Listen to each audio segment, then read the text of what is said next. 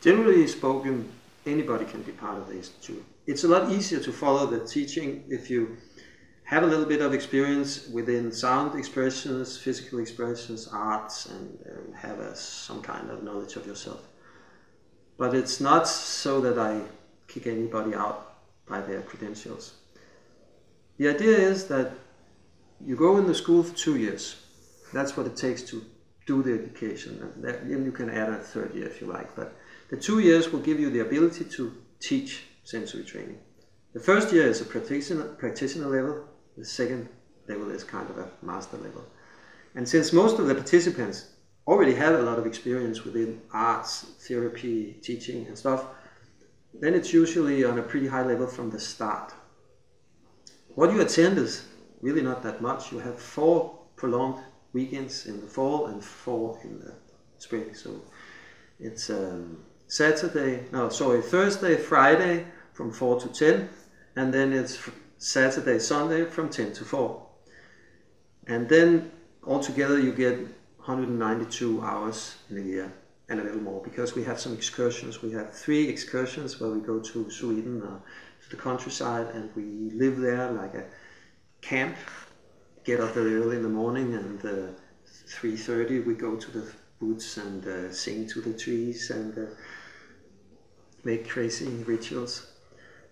So it's a lot of fun too, and it's a lot of pleasure. I think spiritual growth is a lot about pleasure. So if it feels wrong, maybe it's wrong. It doesn't mean that you don't take a lot of big steps, also sometimes in feelings that are not pleasurable. But you do it with a deep understanding that this will bring you to a more pleasurable state. And the difference between traditional therapy and sensory training is that we don't aim for the unbalances, we don't aim for the pain, because we don't want to change anything as such. We want to balance things.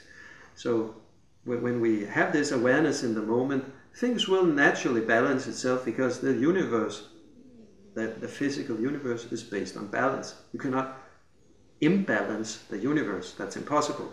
Every time we feel a change, it's a change from one state to another state, and in that movement there's a momentarily feeling of imbalance. But the whole thing is just a game. The whole universe is just a dream. So there's no such thing that you're moving from unbalance to balance or from unevolved to evolved. It's an illusion. It's because we have created time to make the illusion of evolvement and change. But really, no change is needed for our consciousness. It's perfect as it is. But we have put time and space together because it gives us an idea about a travel. We go on a journey.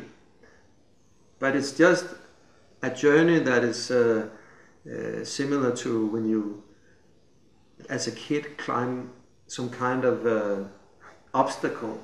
It could be a playing tool.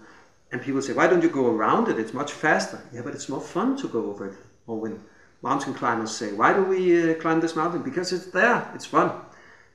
So we go all in this illusion, but we realize it's an illusion. And that also gives it an idea that it's not so threatening. It's, even when we feel anxiety, we know we're not really threatened.